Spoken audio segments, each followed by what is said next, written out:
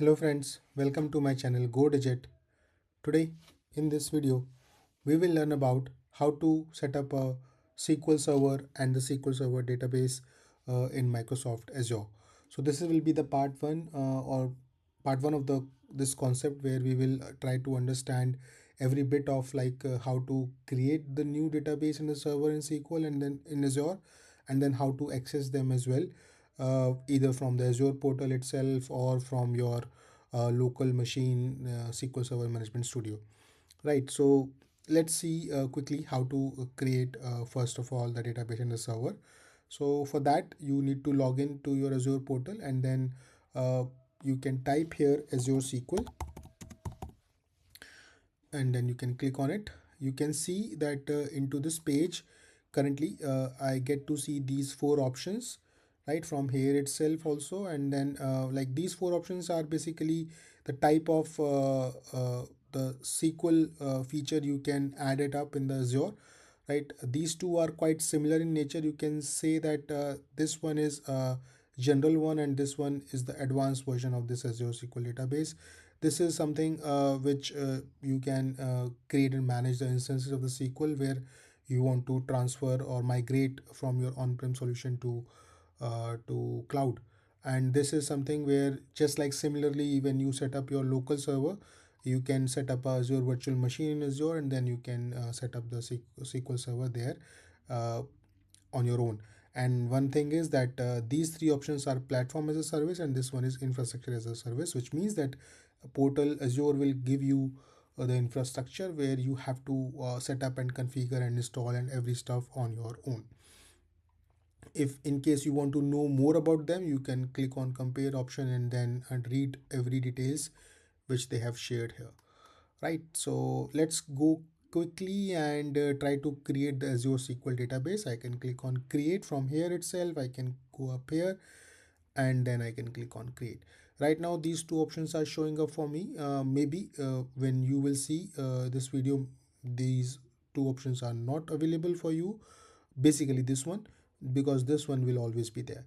So let's click on SQL database, and now one thing is that okay, I'm getting this information here is as well that right now one offer is applicable that we can create SQL database with these 100,000 virtual core seconds, 32 GB of data, and backup storage free per month. I don't need that because I'm just using it for my concept learning. So that's it.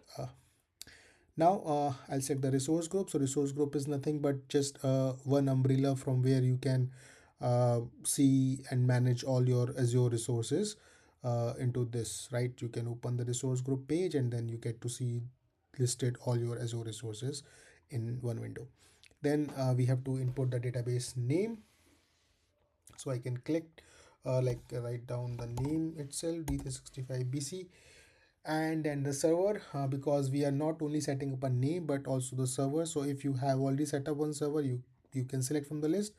Otherwise I'll click on create new, and then when you click on new, so you get to see these three options: authentication method, Microsoft Entra, use both SQL or SQL.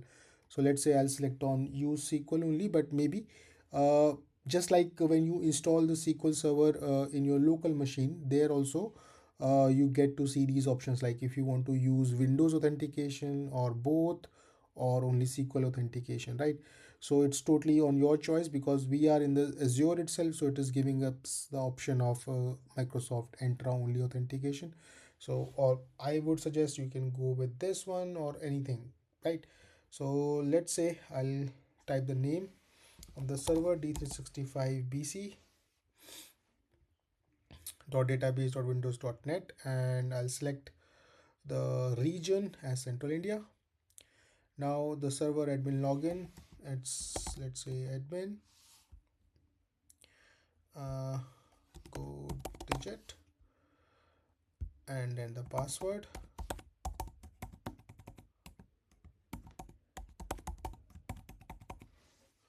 Okay, then click on OK. Not now. Okay, so our server is done, And compute plus storage, like basically of course you just go with the default one. This SQL elastic pool is nothing when is useful basically when you are setting up multiple databases and you want to share your compute resources and stuff with all your databases, right? Just to save the costing, but I don't have to set up any multiple database, so I'll go with no only. And of course development, because there is nothing as such production stuff. Configure database, right now it is suggesting me this type of like standard series general 5.1 virtual core 32 GB of storage, so I can manage my databases till to this one. Otherwise, if you need more stuff, of course you will need, because 32 GB is not enough of course. Then you can select different options out there and you can configure on your own, and you get to see the cost also accordingly, right? So let's cross it, and then what we need to is just click on next networking.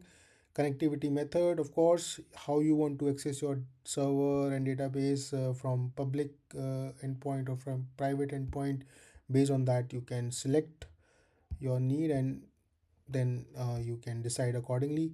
Firewall rules, I'll click on yes, because definitely if you are setting up a SQL database and server into the Azure, then that means you are using other resources, other services of Azure as well, and where in case you might need to automate certain stuff or want to uh, access get access this SQL database and server through from other resources as well. So you might click on yes, and then add current client IP address, which is like based on your from your current machine. But I have selected public endpoint, so that's not very much problem.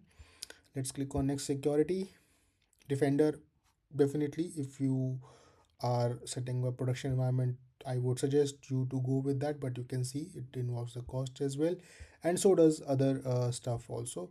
You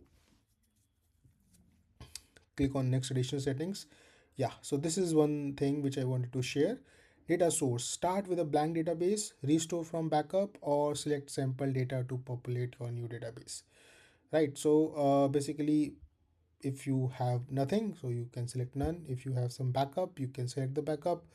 Otherwise you can go with the sample one, which will be this AdventureWorks LT. Click on OK, and then next text, review plus create. Right, so this will be my SQL database, which will be the estimated cost of 5.45 US dollar per month, plus compute cost is will be this one, which will be per second. And then you get to see all your details out there. And then this option, which means that you can download this template for automation. Like when you click on it, it will give you a certain script of the same settings and stuff which you have done to set up this SQL database and server, so that next time when you want to set up again, you don't have to do it all you don't have to go across all these stages manually, right? You will directly run the template and script and it will set up for you. So let's click on create, and now it will take some bit of time, 10 to 15 minutes I believe, uh, depending on, because I always uh, get to see different timings, right? So I cannot say confidently how much time it will take. It may range from 5 minutes to 8 or 10 minutes. So I don't want to bore you enough from waiting for this thing. It's just that it will directly come up, yeah, to this screen, and now it will show you the list of stuff of like where that it is setting up a server, then it is setting up a database and stuff. And once it is done, of course we can be able to access this from all resources. We can click on all resources and you will get to see your SQL server and database from here, right? So that's it in the today's part one. In the part two, of course, so when these database and server will be listed up here, set up, then we will try to access them from my local SQL Server Management Studio itself, and also from the Azure portal, how we can access them, right? So that's it in today's video. I hope you like it. In case you like it, please hit the like button and please subscribe to my channel. Thank you so much for watching this video.